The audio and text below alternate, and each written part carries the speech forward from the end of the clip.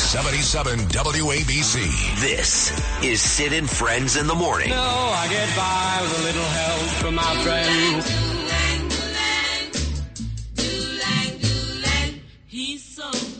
Well, we are back. It's Monday morning, Labor Day. What the heck is going on in the Middle East? And well, with us is Ambassador John Bolton. And Ambassador, a happy Labor Day, I hope. I hope you're enjoying the day. I am. Happy Labor Day to you, too. There's one thing that the American people don't understand.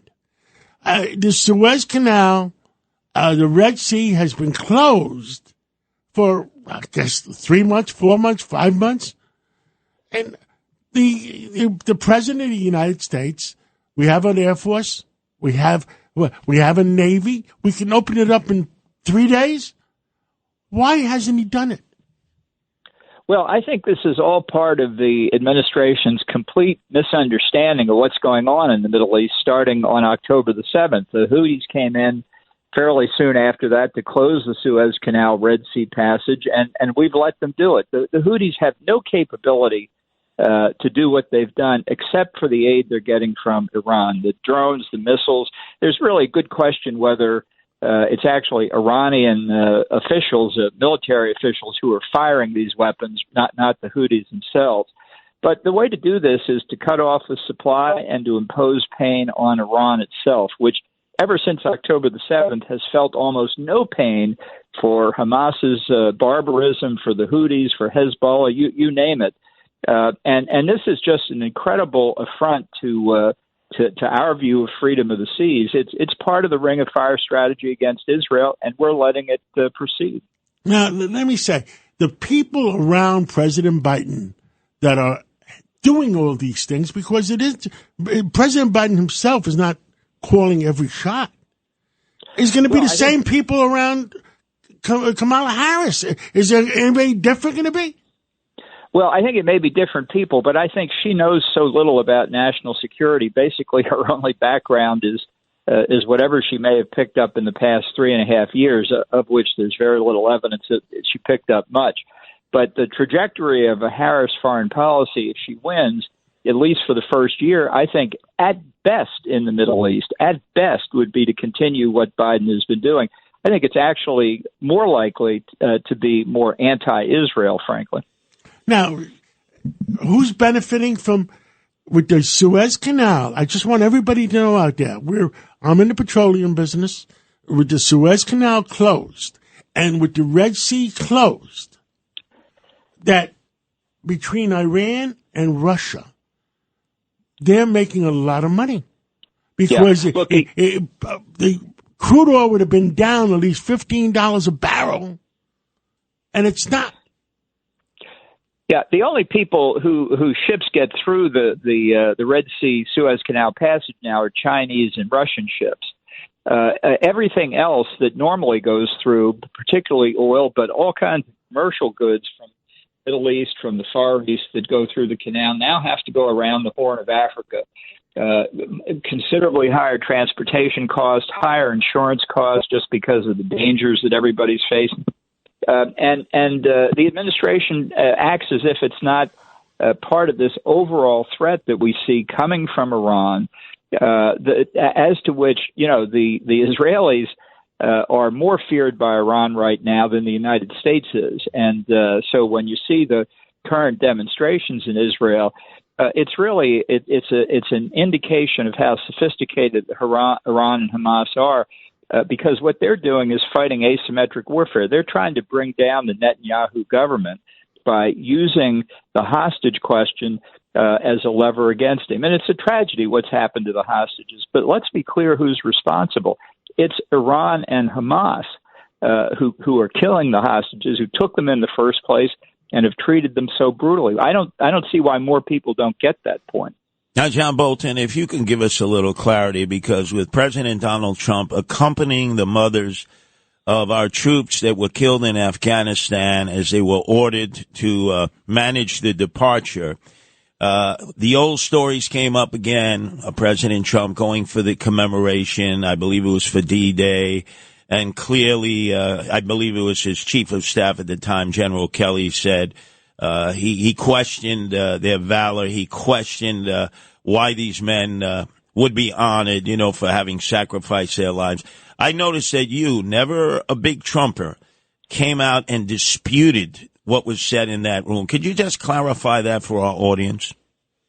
Well, I didn't hear Trump say those words. Kelly may have heard them at some other time. But one thing I can say, and I think this is important, the decision for Trump not to go out to the cemetery that was planned on that particular day had to be canceled because of rain and threatened rain.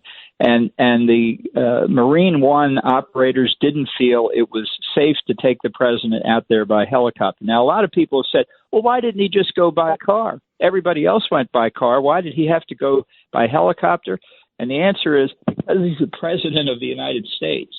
And we don't want to be on some back road in France if the balloon goes up and we need to get him into a position where he would have to take command. So the idea that Trump just didn't want to go because it was bad weather or something, that was a decision that John Kelly communicated to him, and none of us, I think, particularly liked the fact we couldn't go, but we had to recognize the reality.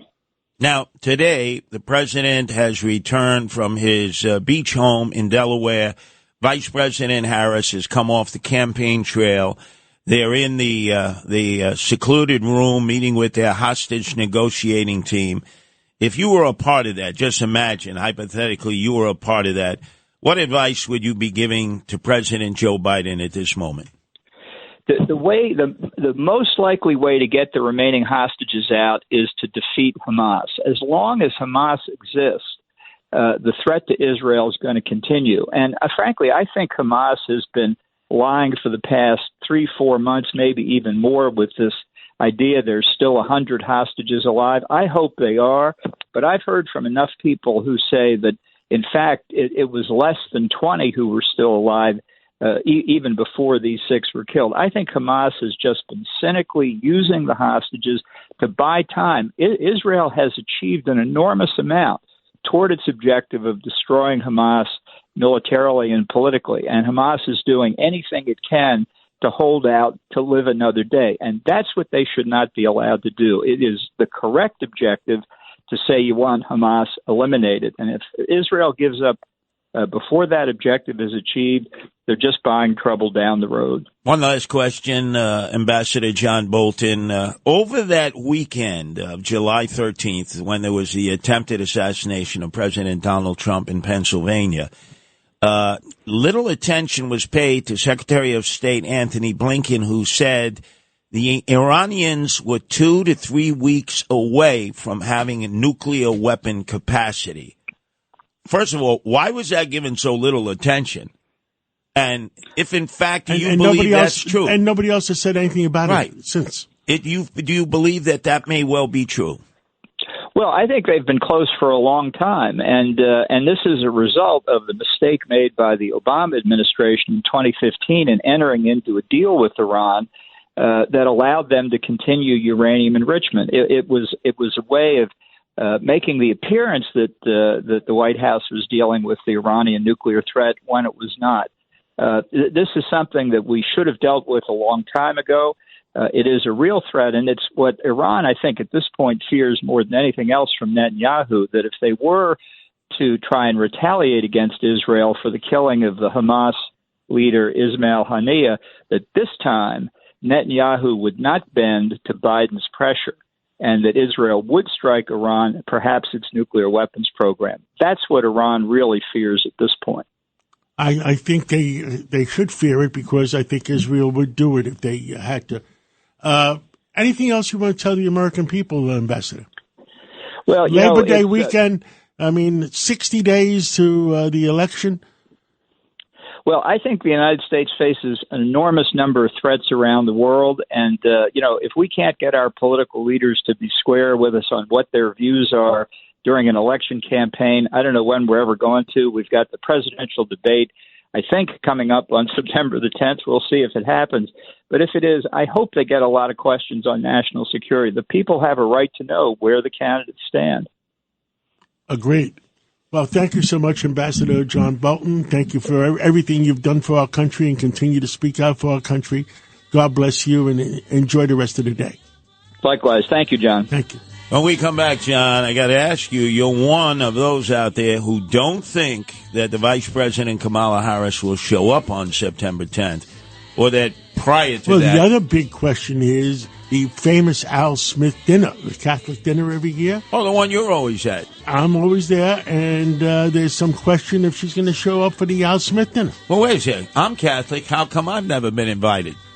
Oh, that's right. I'm a lapsed Catholic, an AMP Catholic. Ashes on Wednesday, palms on Sunday. Then you don't see me for a month of Sundays.